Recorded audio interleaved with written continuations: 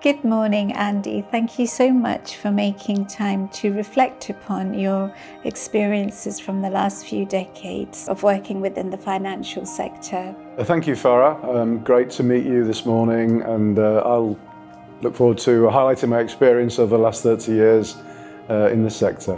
If I may begin with asking, will you share your insights on the history of financial services, the most recent history, that is? Looking back over the last 100 years, there's been a huge evolution within the design of offices. If we go back to the start of the 20th century, when the first open plan office was developed and designed over in Buffalo for the Larkin Institute.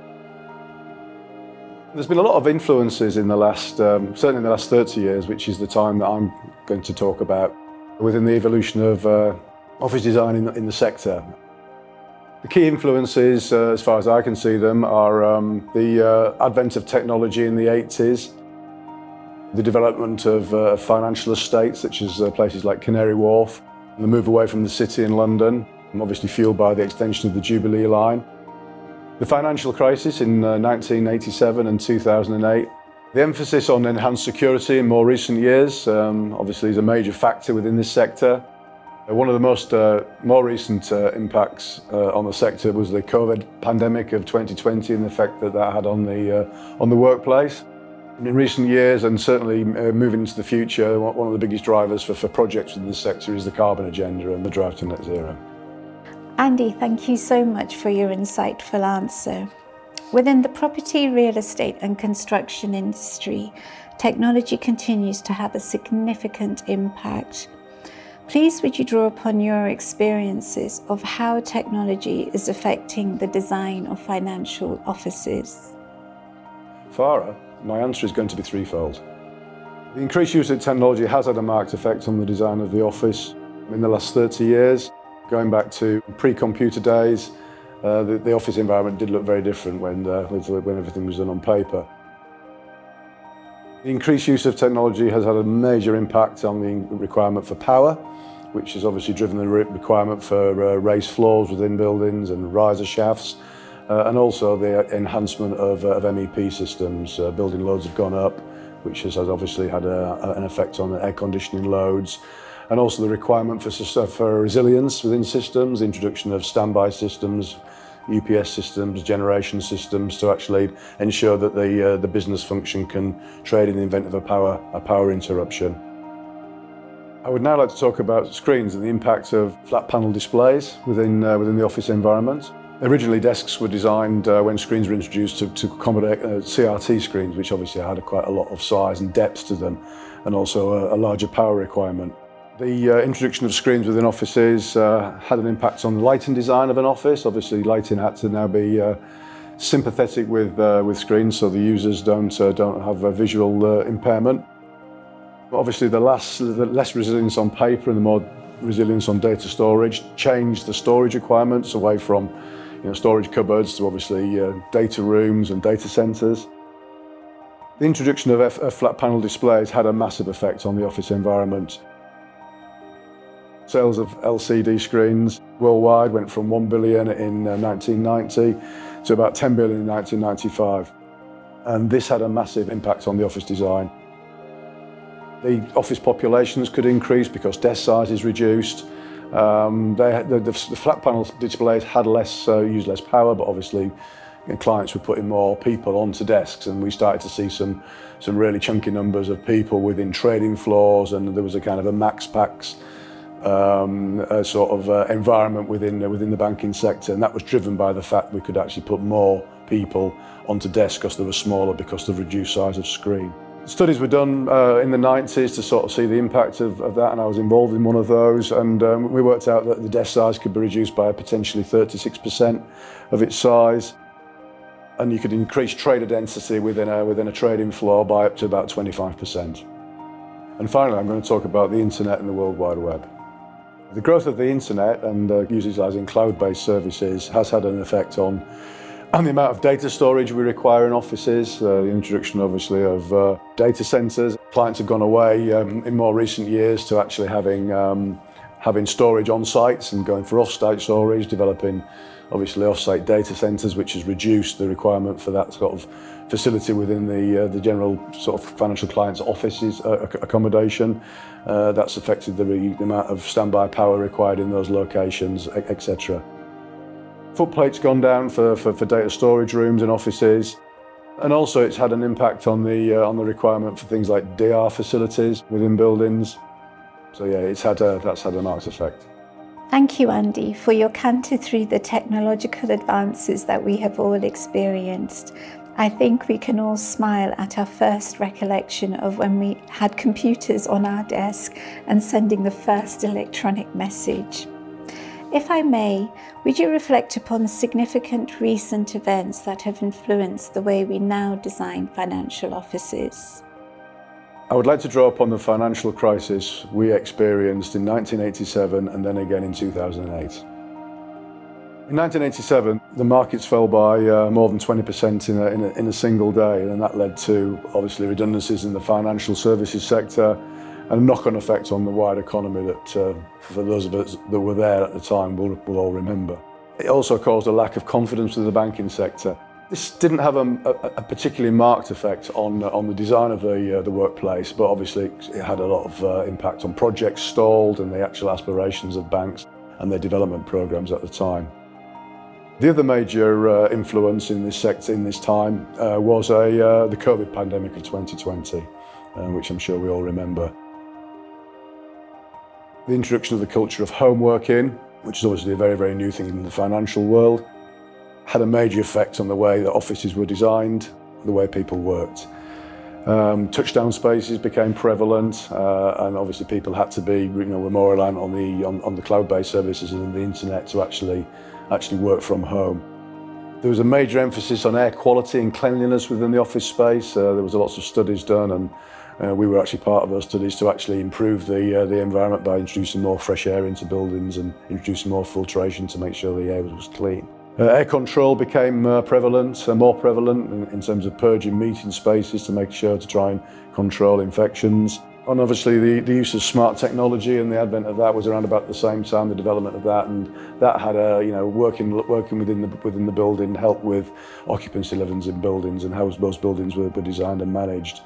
We designed spaces for collaborative working, for touchdown spaces, and with enhanced welfare and leisure facilities for our clients.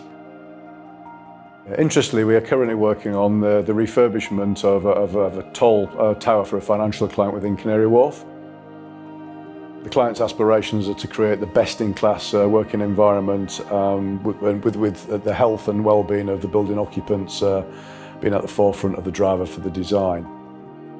This has been part of the, obviously this was a lot of the thinking of this design was triggered by the implications of the COVID pandemic and how when people returned to the workplace they wanted to feel relaxed and comfortable within that working environment. Andy, moving on to the geopolitical landscape and the heightened sensitivities around security, resiliency and cybersecurity. In your opinion, how are building services engineers helping to address these concerns from the perspective of owner-occupiers, developers, investors and tenants? Farah, thank you. Good question. There's certainly seen within the last 20 years an increase in security within financial clients' buildings. The enhanced security includes hard and electronic security systems, enhanced protection at the base of buildings, particularly towers, introduction of vehicle barriers and blast-resistant cladding, using technologies such as face recognition systems and very, very sophisticated security systems within buildings because, the risk of cyber attacks and terrorist attacks within buildings is a lot more prevalent than it was 30 or 40 years ago. Also, it's had an impact on the resiliency of a building. If a building is interrupted by, have its power or data interrupted, we design buildings in a very resilient way now to cater for pretty much any event. And of course, ensuring that the building can jump back up after an incident. Also, the introduction of and the growth in having disaster recovery facilities for clients. So if the building is blacked out and they can't work there, they have off-site facilities that they can go to and continue trading and doing business whilst their original building gets put back to normal. And also the increase in off-site data storage has been more prevalent. We've also seen recently as well a growth in regional offices, certainly in the UK, where there was a lot of banks were centred around places like Canary Wharf, and they're developing sites out in more regional cities like Birmingham and Manchester and Sheffield, where they are obviously moving staff to and employing local people there. So there's a little bit of a decentralisation going on at the moment. Andy, please would you kindly share with our audience the key factors we take into consideration when designing financial offices, especially in the context of climate change, a focus on employees' health and well-being, and naturally how we look at creating a beautiful and elegant design aesthetic? As you said, Farah, the main drivers are as follows.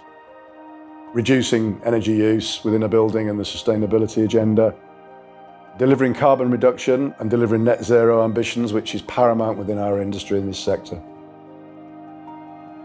The employee health and staff retention within the financial services sector, there is a big demand for quality staff, so our clients are very, very keen to ensure they create workspaces that keep the staff happy and can attract new talent to their businesses.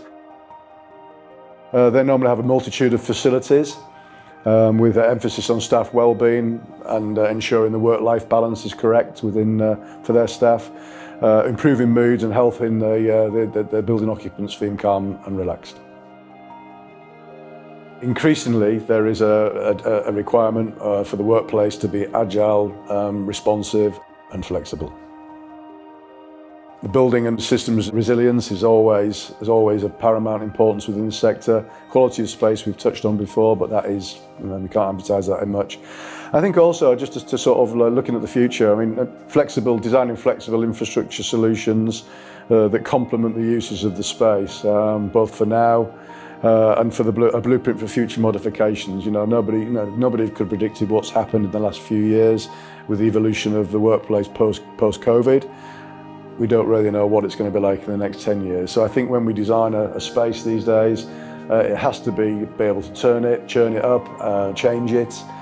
So when we design the systems, particularly on the engineering side, we design systems that can be moved around to suit business needs and also the way the world may be working in the next 10 years. Andy, as we look ahead to the future, please would you identify some key trends that you believe the industry will experience? I think there's probably four things I can think of now as key trends and things that will impact the future of the financial services office design. First one is decarbonisation. We've talked before about the drive to net zero and how massively important that is for the world and certainly to clients in the financial sector. Regionalisation of clients' portfolios and offices within this sector will be paramount. We're seeing less reliant on putting people into one building and spreading people around their portfolio within the country. I think there will be an increase in hybrid working, post-COVID. There's two schools of thought as to whether it's best to give people the flexibility or not, but certainly within the banking sector there is, there's generally, 5 or 10 years ago there wasn't much home working, and now there is, and I think that has had a marked effect and will continue to have a marked effect on projects within this sector. And I think the increased resilience on cloud services, the clients in this sector seem to be less reliant on building big data handling facilities data storage facilities within their offices, and actually relying more on cloud services now and co-location services. So, and it's obviously it's changed the way we design the office buildings. Andy, thank you so much for taking time to draw upon your reflections and to share your experience. Thank you. Thank you, Farah. It's been really interesting to talk to you today and to reflect on the change within this sector and the impact of the last 30 years.